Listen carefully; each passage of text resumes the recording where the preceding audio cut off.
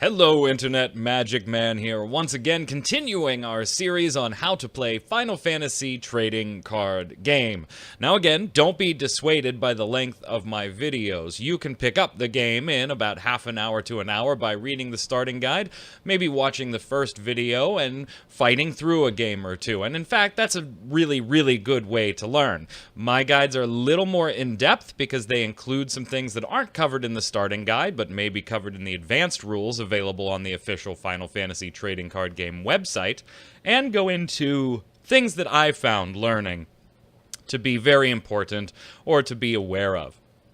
Today's video is going to be the meat and potatoes. We've already covered decks, what's in them, what you're allowed to put in them, how to look at cards, how to get cards on the field, crystal points. We're almost there. We're going to take today to take a look at special traits and abilities, attacking, the meat of the game, and that'll include information about blocking, and then wrap it all up with just a few little pieces of information. And in our fourth and I think final episode for this series, barring some unforeseen information I think I should add, we'll actually go through a few rounds of a typical game. So, sit back, relax, and let's talk abilities.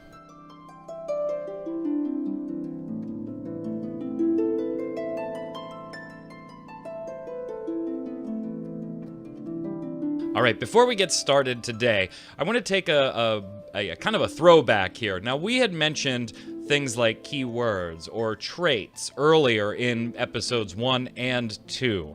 I want to take a minute to go over some of the traits that we're talking about. These aren't abilities per se, but they are special traits that some cards may have, and they can alter certain things the cards do.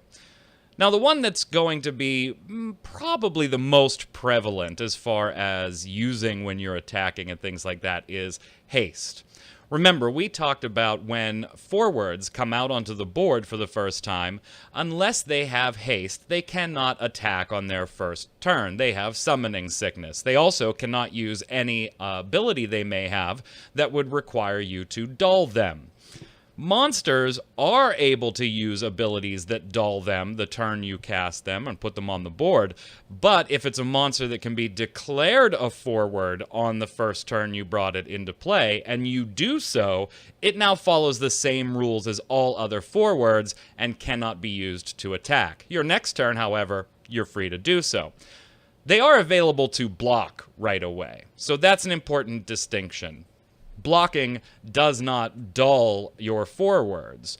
You don't have to dull them to indicate a block. So they're allowed to do that. But basically, as a rule of thumb, anything, attacking, abilities, anything else that would require your forward to go dull to do, that can't be done the first turn. The exception is Haste, which forwards with the Haste trait can attack or use abilities that allow them to go dull as part of their cost on the same turn that they enter the field. Now, your individual forward may naturally have Haste as part of their abilities text box, or they could be given Haste by some other method. Maybe a backup's ability allows you to give it Haste. Either way, if it gets Haste, it can attack on its first turn. Brave is another cool special trait. Forwards that have the Brave keyword on their card don't dull when they attack, but they still only attack once per turn, and somebody asked that in a video, not relating to Brave, I think it was on episode 2, they were asking, if you find a way to activate a forward, can you attack with it again? Generally, no. Each forward can attack once per turn. Now, if you find a way to activate them, after they've done so through some ability, you can use them to then block on the opponent's turn, or use abilities that do require the card to go dull, but it can't attack a second time. There are exceptions to this, of course, with certain cards that can give or naturally have the ability to attack twice per turn, and you would defer to the card text in those situations. Brave is a really cool one, though. It allows you to attack without dulling. You can still only attack once, but it doesn't dull your forward. So it's available to attack on your turn, stays in an active status, and on your opponent's turn is available as a blocker too, because they have Brave. Again, something the card can naturally have, or be given from some other ability, some other card, a summon, a backups ability, any number of sources. Brave is brave, baby, and it's really valuable right now in the current meta of Final Fantasy trading card game. The next term we're going to talk about, and please excuse me, I know some of you other trading card game players are very familiar with some of these terms. Maybe you just know them by a different name, but as soon as I start talking about it, you know we're catering towards totally new players with this series, is First Strike.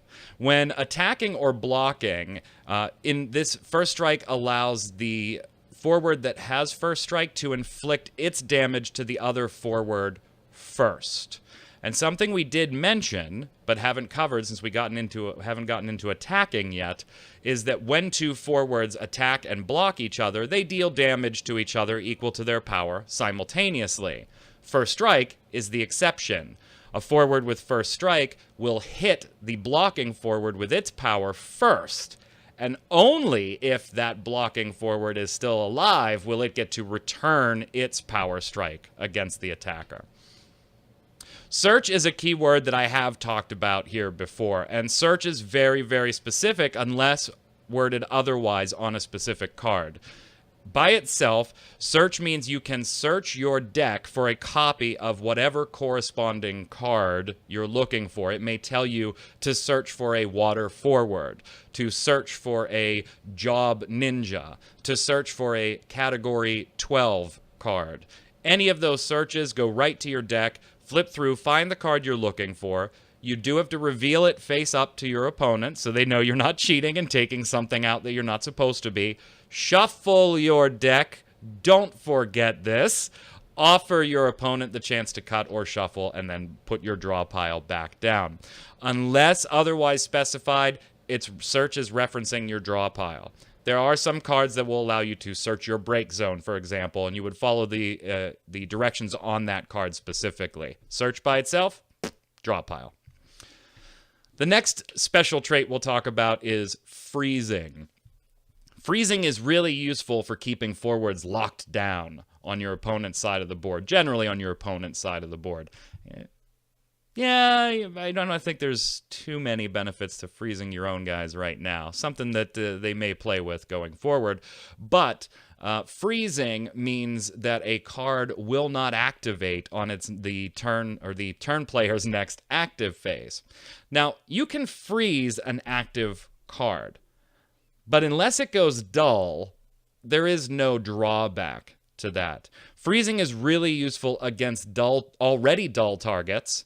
So you can freeze a dull target, and on the next active phase, your opponent won't get to activate it. It'll have to wait to the subsequent active phase to activate. But there are situations where you might freeze an active forward. You're allowed to do that. It does not dull them and then freeze them, but they do have the freeze status on their forward, their card. That means if you proactively froze something, that could change your opponent's move. Maybe they were going to attack with it, but now they aren't, knowing that if they dull it on this turn, they're not going to be able to activate it on the subsequent turn. So there are situations where, yeah, you can declare a freeze or choose an opponent's forward that's active and drop freeze on them. It doesn't necessarily do anything, but if they go dull, on that turn, they will suffer the effects of freeze and not be able to activate. So generally, you're going to use dull forwards, freeze them, and lock them down for a turn, but you can use it as a bit of a deterrent for your opponent to really not want to use an ability or attack with a character, even though they're active, knowing that they're sitting there with freeze on them. The last special trait we're going to talk about, as my dog barks us into oblivion, my apologies, is back attack. And there aren't very many of these. In fact, I can only, off the top of my head, I can only think of one particular character that has back attack. There might be a couple more, but not off the top of my head. Back attack. When we get to actions and action abilities and things like that, we're going to talk about when you can use them. I did tell you before that you aren't going to be sitting there just waiting for your opponent to play their turn. You may be involved in that turn, even though it's not technically your turn. One of the things you can't do when it's your opponent's turn is summon or cast a character. You can't put a backup on the field to try and use its action to counter whatever your opponent is doing, or the same thing with a forward. Generally, you can't do that. Back attack is the exception. They're treated like summons and abilities, and characters with back attack can be played during either player's attack phase or main phase. They can be used to respond to opponents' actions, but they can't be responded to since playing a character doesn't involve the stack, something we're going to talk about later. So back attack's a nice way. Maybe your board is clean. You can get your opponent's going to try to attack thinking that it's totally clean, and you play a card with back attack and all of a sudden immediately have a blocker. So there are some nifty things you can do with that. Generally not a trait that we see a lot of right now, but I would expect to in the future. Now that we've covered the traits, let's get to the real meat of things, right? The abilities. We talked about abilities in an earlier video when we talked about where they appear on a card in the text box towards the bottom third of the card. There are 4 types of abilities, and the first one is probably the most common that you're going to use, and that's the action ability. You can denote an action ability on your card because it will have some type of cost, generally CP, but it can be other things, or dulling the card, a colon, and then text that indicates what the actual action is. Let's take a look at an example in the arithmetician here, this 3-cost 7k forward from the ice element. If we dull this character, colon, so our cost is dulling, we get to select one number and dull all the forwards of that cost. You can only use this ability during your turn. So you couldn't use it as a response to an opponent. And because it says all forwards, this would also dull yours. It doesn't say all forwards opponent controls. So there's a give and a take with this one, but could be situationally useful. That is an action ability. There is a cost. In this case, all the cost is dulling. And then a colon and the rest of the ability, what the text does. Now, cost can range from simply dulling it, like this example, or you may need CP or crystal points and dulling to do it. And then maybe the ability also requires that you put it in the break zone. Read the card's text and follow the cards to the best of your ability. Pretty easy. Now, those can be used, action abilities can be used in response to your opponent's move. So it's important to note that if you have characters again are forwards, backups, and monsters, that have action abilities, if they're able to execute the cost, you are able to use those on your opponent's turn to respond to certain things. The one thing I do want to point out, and I've seen this question on Reddit a lot, if a backup has an ability that requires, let's say, one ice element or one ice CP and dulling this backup, you have to get that one ice element CP from somewhere else. You can't dull the backup to get its one CP that it generally gives you when you just dull a backup to put other items on the board.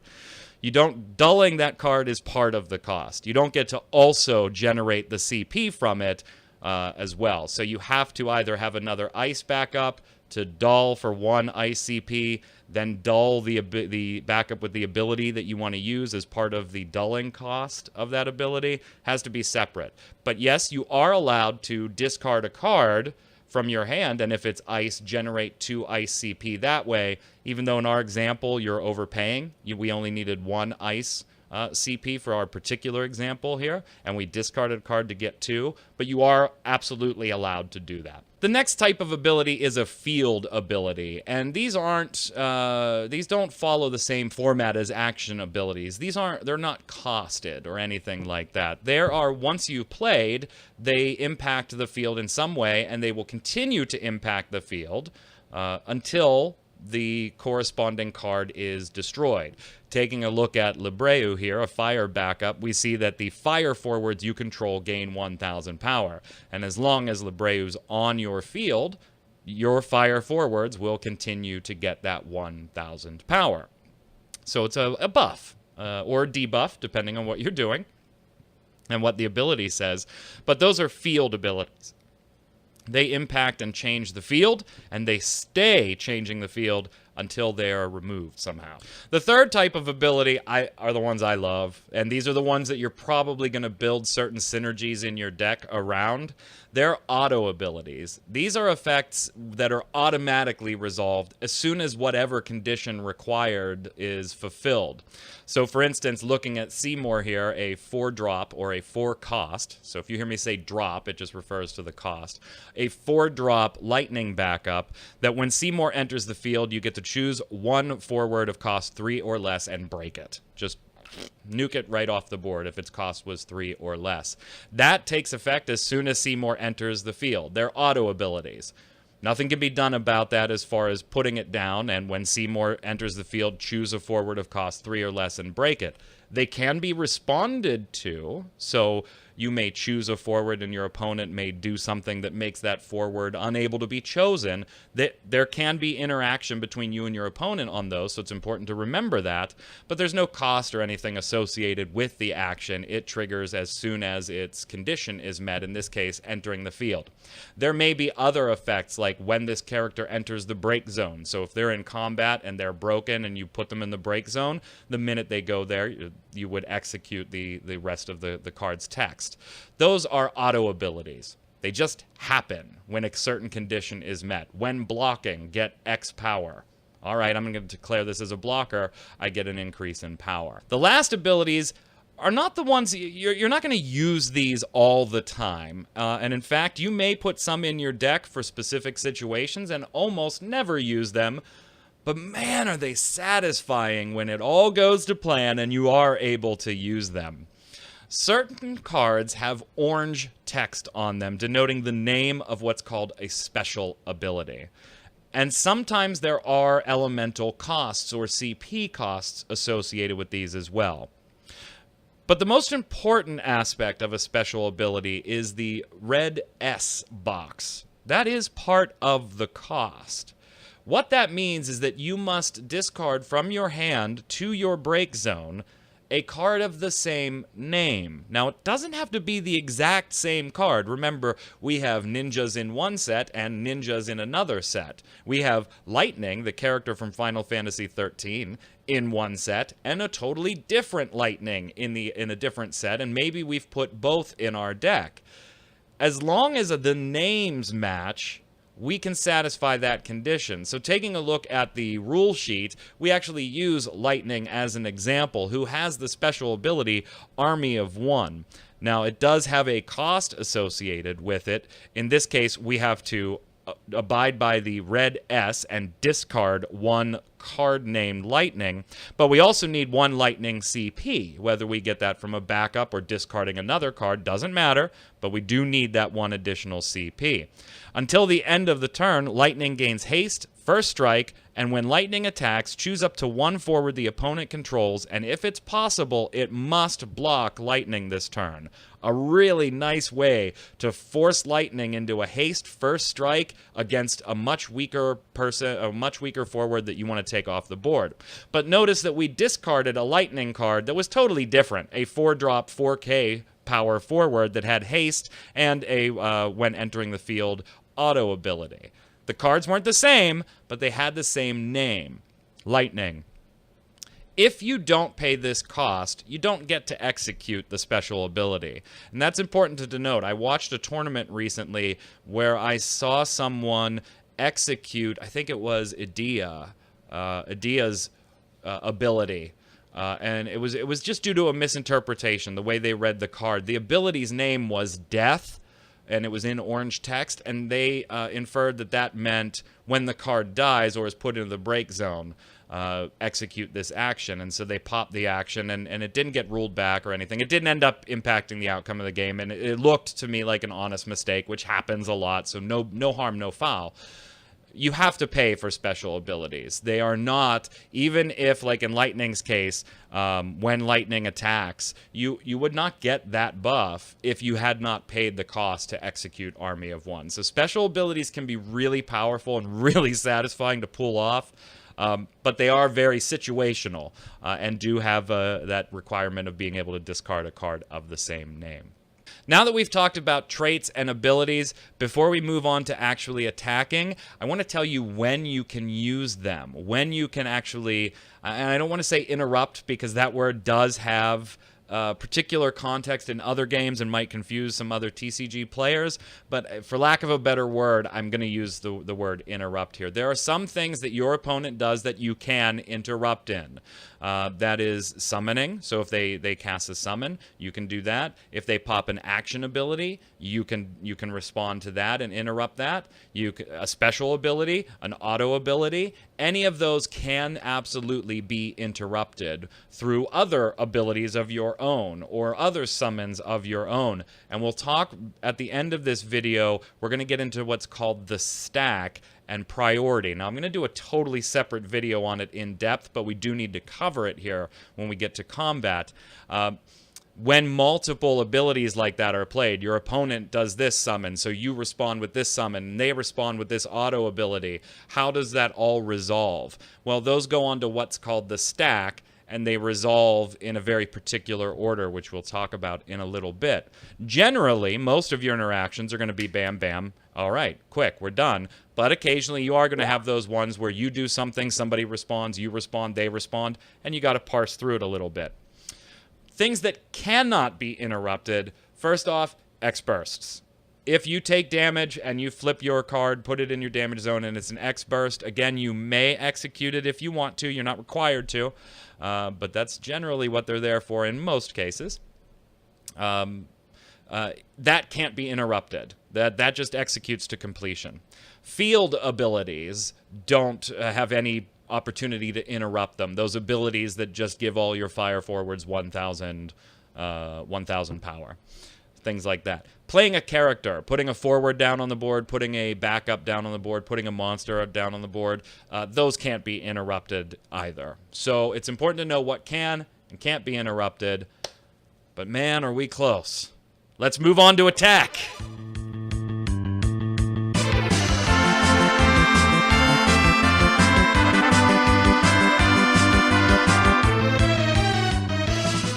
Okay, we're going to cover attacking from a few different angles here. First, we're going to just do a simple example explaining the attack phases and how they're executed and in what order.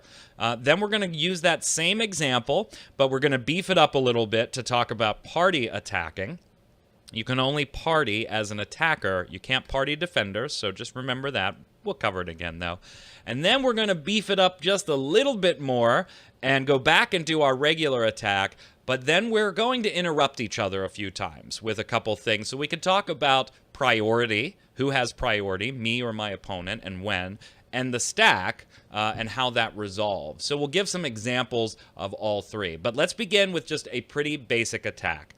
Now we're going to start with our board looking like this, with our familiar Warrior of Light as an active forward, and we will assume that he has been out for more than one turn, so he is clear to use any abilities or attack. We will also assume that our opponent has a Samurai out on the board, and again, it's been there for a while too. Our attack phase of the game is broken down into 4 steps, and that may seem pretty simple when I tell you what they are. First, you have your attack preparation step. This is where you let your opponent know that you're entering your attack phase. Either of you can pop abilities and summons just to prep this. Why? Maybe you have a backup that if you dull it, it allows you to dull one forward that the opponent controls.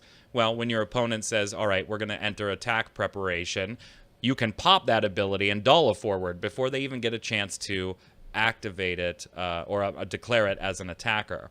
So there are times when you might do something before an attacker is even announced. This gets into etiquette, too, because there's going to be a lot of priority shifting back and forth. As the turn player, when I enter the attack phase and the attack preparation step, I have priority right now. I am the first one that can play any abilities or summons if I want to. If I choose not to, I'm then shifting priority to my opponent. And you're going to hear this term a lot, particularly if you get into the game, and it applies to most TCGs, even if they're resolved somewhat differently in other games. When my opponent has priority, they now have the opportunity to play any abilities or summons. If they choose not to, well, then both of us passed, and we're ready to move on to step 2 of attack, where I actually declare who I want to attack. But if my opponent played something, I would get priority back and a chance to respond to whatever ability they just used or whatever summon they used. And back and forth we would go. If I opt to play something, my opponent has priority again and a chance to respond. Until we get 2 consecutive passes where neither one of us does anything, we're not going to move on to the next step of combat here.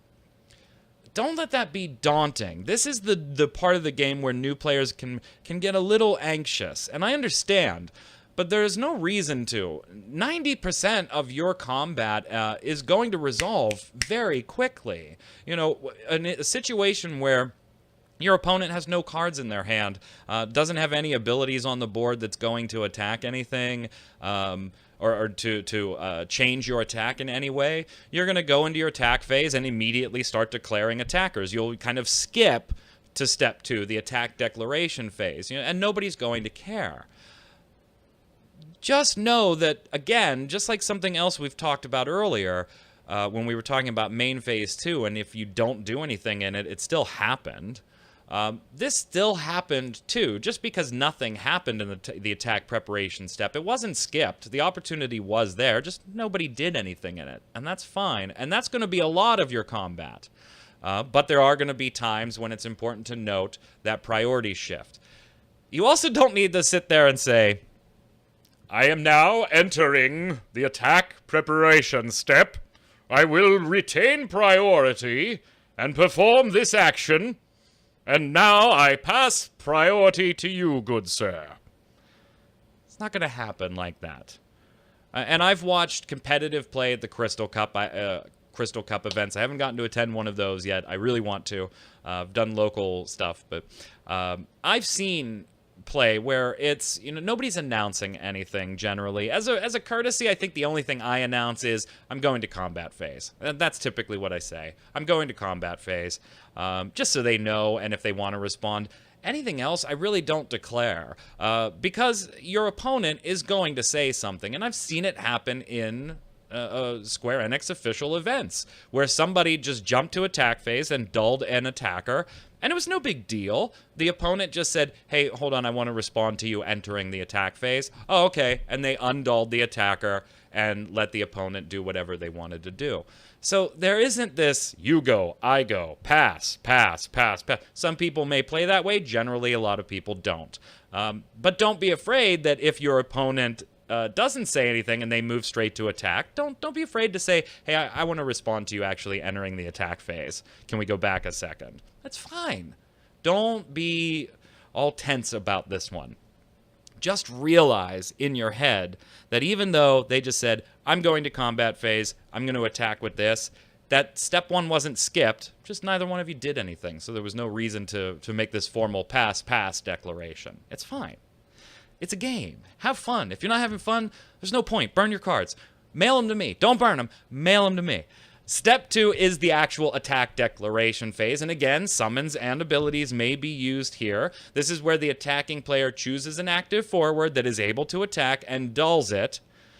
Forwards that are already dull, obviously, or were already played in the same turn and don't have haste, or already attacked once, they're not eligible. So any active forward that's eligible to attack, you dull them and declare your attack. Again, your opponent can respond before even declaring a block.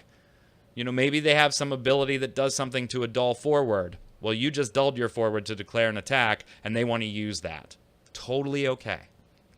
You, again, have the chance to respond. Back and forth, pass, pass, pass. Let's go to the next step. Step 3 is the block declaration step, where your opponent now decides what they want to do with this attack. They can opt to take the damage themselves. And remember, an unblocked forward only does 1 damage. It doesn't matter if it has 3,000 power or 8,000 power, like in other games. If you get hit, and it's for 1 each time. But they could also decide, I'm going to block with a particular forward, and they would indicate to you which forward they're blocking with. Don't dull your blocker. Blocking does not dull a forward. You just indicate to your opponent which one you'll be blocking with. Again, abilities and summons can now be used back and forth to change the outcome of this particular squaring off between the attacker and the blocker. Once everybody's passed and there's nothing left to resolve, we go to the final step, which is damage resolution. If the attack is blocked, then we start comparing power numbers on the attacker and on the defender. And they do their damage at the same time, so if we had a 7,000 power attacker and a 7,000 power blocker, they would send each other to the break zone if there were no other modifications. They would attack and block at the same time, deal 7,000 damage to each person, reducing their power to 0 health-wise, so they would both go to their respective break zones and leave the board. If the numbers are different, the blocker may kill the attacker may kill the blocker. That's fine. Resolve the damage. A 7,000 attacking forward against a 6,000 block, you may know, hey, I'm going to lose this one, and I'm going to lose my blocking forward to the break zone, but I'm not going to take damage, and that's what I needed to do, was avoid taking that damage. If the attack was not blocked, then this is when you take your first damage, take the top card off your draw pile, turn it face up, put it in the damage zone, and if it's an X burst, go ahead and execute it, if you want to. Those 4 phases are repeated over and over and over again as many times as the attacker wants to attack. You resolve each one at a time. So if you have 3 forwards out and you'd like to attack with all 3 this turn, you initiate with your first forward, resolve it all the way through to damage resolution, move to the second forward, dull it and attack and move all the way through the phases to damage resolution, and then do so with your third. It's 1 at a time. And you can continue that as many times as you want. When you're done, you will then move to main phase 2, where you have the opportunity to put forwards, monsters, backups on the board, do summons, everything you were able to do in main phase 1 you can do. And again, we're going to make a video down the road on how to kind of take advantage of main phase 2 and strategies, basic strategies for newer players that you might want to use main phase 2 for. That's the general ebb and flow of the entire attacking process. Now, there is one exception to this, and that's the party attack. If you're attacking, you may party forwards together. Wouldn't be Final Fantasy without a party. You can party forwards together as long as they're the same element. So if you have a fire forward and another fire forward, you can party them together and announce one attack with those 2. When would you ever do that? Well, let's say you have, and we're going to use the example that's in the player guide. I try to stick to those as many as possible. We have Tifa, a 2-drop 4K power forward, and we have Squire, another 2K draw, a 2-drop forward that's 5K power. And we're going up against Vaughn, who's a wind forward, 4-drop, 8K power. If Tifa attacks by herself with no other modifiers, right? No buffs, nothing like that. We're just using the numbers on the card. Tifa's going to be annihilated, right? I mean, she's just going to be demolished. 4,000 going against 8,000 is not a good proposition. Tifa will go to the break zone, and yeah, Vaughn took 4,000 damage, so for right now, until the end of this turn, he only has 4,000 left. But if he can be used as a block again. So if you then attack with Squire at 5,000, Squire and Vaughn do their damage at the same time. And just because Vaughn's health, for lack of a better term, is damaged and he's at 4,000, he still swings for 8K power when he attacks. So the Squire is also going to be annihilated, but also kill Vaughn in the process. Vaughn will end up taking 9,000 points of damage, 4,000 from Tifa and 5,000 from the Squire, which will be enough to break Vaughn. But in the process, Vaughn was able to block 2 attacks and take out both of our Tifa and Squire forwards in the process. Not an ideal proposition. So we kind of cleared the board and our opponent didn't take damage. They lost 1 forward and we lost 2. We kind of came out on the shitty end of the stick in that situation.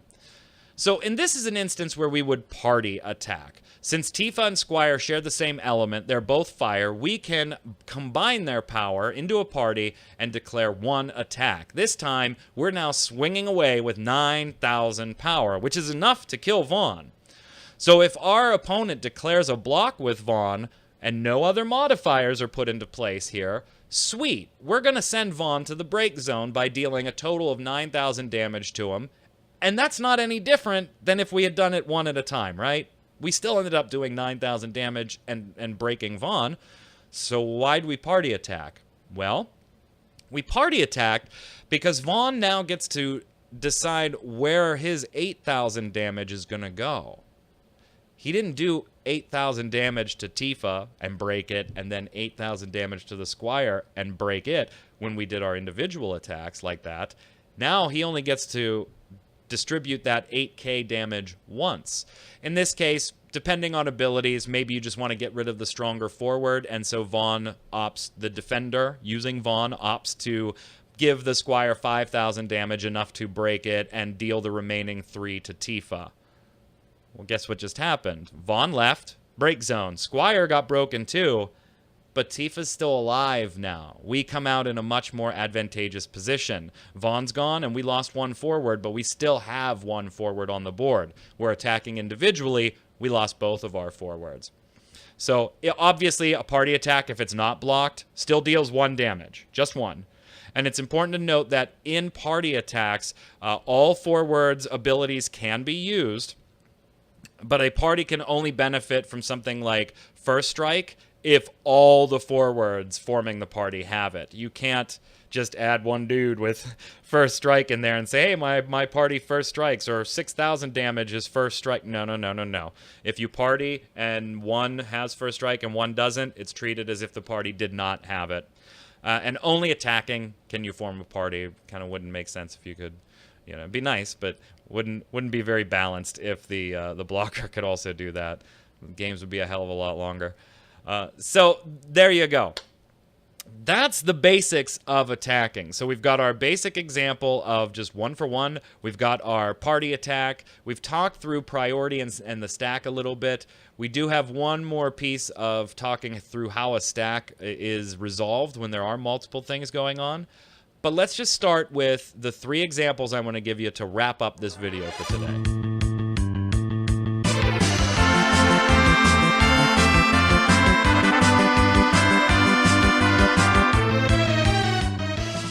All right, the first example we're going to talk through is our basic one. We're going to have our Warrior of Light forward attack with no modifiers, no abilities, no actions, no summons, nothing going on against a samurai. Less than ideal, I know. We're not talking strategy here, we're talking execution and numbers.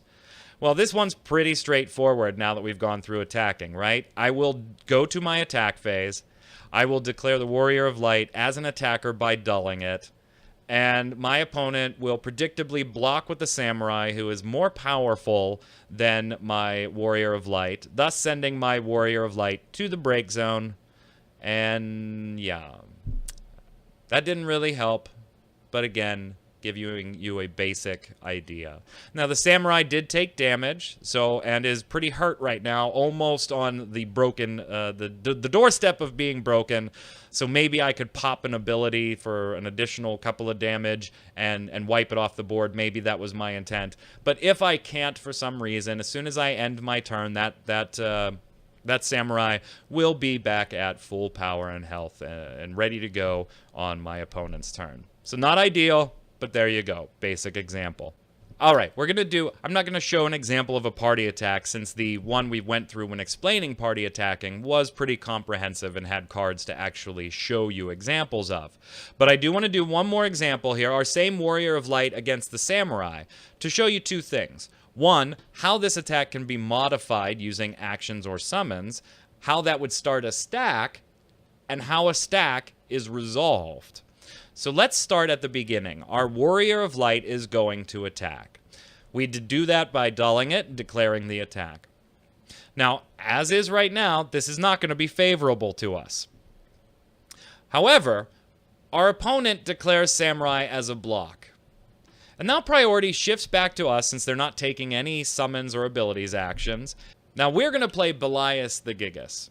Now, Belias the Gigas is a summon that allows us to choose one forward, and until the end of turn, it gains 1,000 power, haste, and first strike, and gives us the ability to draw a card. But think about what that does against the Samurai. That now puts us at equal footing with 6,000 power, and it gives us haste, which we don't care about. We've already said that our Warrior of Light's been out for a few turns, so haste doesn't benefit us, but first strike will. We'll get to swing our 6,000 against the Samurai, breaking it before the Samurai gets to swing back, since we have first strike. And it's pretty cool that I get to draw a card, too, in the process. Now, I have to have the CP to cast this, obviously, so I'll be discarding one fire card from my hand, or I'll be dulling two fire backups to do a fire backup and some other backup. It doesn't have to be two fire. I just need one fire to execute the cost of Belias the Gigas. Now, if nothing else happens, I win this situation, right? So this will be example 2A. I told you I was going to give you 3. 2 is going to be 2A and 2B. In example 2A here, we're in a great position. Our opponent opts not to respond to Belias. Maybe they don't have anything, or whatever the case may be. They pass it priority back to us. We pass. We're done. Now we go to damage resolution, in which case our 6k forward with first strike beats the 6k block, sends it to the break zone, and at the end of this turn, we will lose the rest of these buffs from Belias the Gigas because it's only until the end of our turn. 2B. Let's go to 2B now. Same situation. I move with my Warrior of Light to attack. They declare a block with their Samurai. I drop Belias the Gigas, hoping, hey, I'm going to give the Warrior of Light 1,000 in first strike, and I'm going to win this one. And my opponent responds by using their drop summon Ifrit. Choose one forward and deal it 6,000 damage. This is catastrophic. Now, we have a stack going here. I declared an attack. My opponent didn't do anything. I didn't do anything additional. My opponent didn't do anything additional. We moved to block declaration. They decided to block with their Samurai. They did not perform any additional actions. I opted to go ahead and cast Ifrit. Or, I'm sorry, Belias the Gigas. They responded to that with Ifrit. So we have two abilities kind of floating out there in the stack right now. Belias and Ifrit, because they were immediately responses to an action already taken. In this case, a block declaration. My opponent made block declaration, passed priority to me. I cast Belias, passed priority back to them. They cast Ifrit, passed priority back to me. I didn't have anything else to do, so I gave them back priority. They passed. Now that we've both passed, we've got a stack. Belias, and then Ifrit. The stack resolves in the opposite order. So the most recent action will resolve first. I played Belias thinking I was a smartass and going to win this battle. But because the stack resolves in the opposite order, Ifrit's effect is going to go into play first. Choose one forward and deal it 6,000 damage. Predictably, when they played this card, they chose my Warrior of Light. Now, my Warrior of Light base power is 5,000, and Ifrit destroys my Warrior of Light. Ifrit resolves. My Warrior of Light goes to the break zone because it took 6,000 damage, but only has a base of 5,000 power. And now we get to Belias the Gigas, who would have given me an additional 1,000 power. Wouldn't have mattered in this case, but would have been nice. Haste and first strike and draw a card. But there's a problem. When we cast Belias the Gigas, we also had to choose one forward, and we chose the Warrior of Light, who is no longer on the board. He's not an eligible target for this summon. And so this does what's called fizzles out, or fizzles. Since Belias' target is no longer available, and there are no targets as part of the ability text that are still valid, and we only chose one in this particular summon, this fizzles. It goes nowhere. Now, my attack is gone. My Warrior of Light is broken. My summon was wasted. And my opponent's Samurai forward still stands. So we're not in a good position like I anticipated we might be when I cast Belias the Gigas. So remember, When you have subsequent responding with actions, abilities, summons, things like that, they start to build a stack. And before you move to the next step, in this case, before we move to damage resolution, we resolve that stack. And by the time we got there, there was no damage to resolve anymore because my attacker was wiped off the board.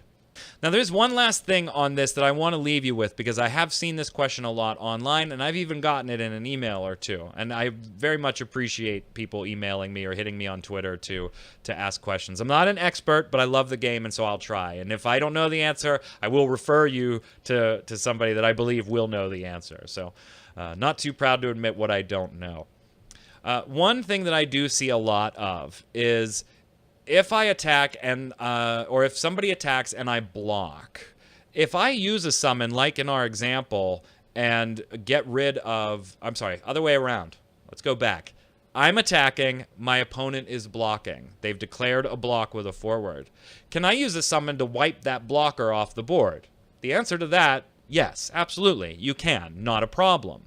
The follow-up question then becomes, well, since we never got to damage resolution yet and now there's no blocker, my opponent must take damage, right? And the answer to that is no. The minute a block is declared, that attack is considered blocked. Regardless of what happens from here on out, even if you're going to get to damage resolution and you have a forward attacking against nothing, it doesn't matter. The fact that your opponent declared a block and likely lost things in the process or spent things in the process, just the act of pointing out and declaring a block makes an attack blocked unless some other modifier through cards or abilities would change that status for you. So, no. If you get to the damage resolution step and the attacking forward is unchallenged at that point, but was challenged and blocked in a previous step of combat, it's still declared blocked. They may have lost a lot, but they don't take damage just because you got to combat damage resolution and there was no blocking forward left at that point. Nope. Blocked is blocked, baby. Move on. And that's exactly what we're going to do, segue for the win, when we wrap this all up in our next episode that's going to cover probably 3 rounds of a typical game as we go back and forth and watch it all being played out. Now, that camera angle is going to be a little different because I am going to try and do that one live rather than through the animations you've seen in these other videos, so that we do have the random element of what's going on the field, which means we're probably going to see some cards we haven't seen to date in any of these videos so far, so we'll be sure to read out the abilities and what they do as we go along. Until then, gang, this is Magic Man saying stay safe, stay out of that damage zone.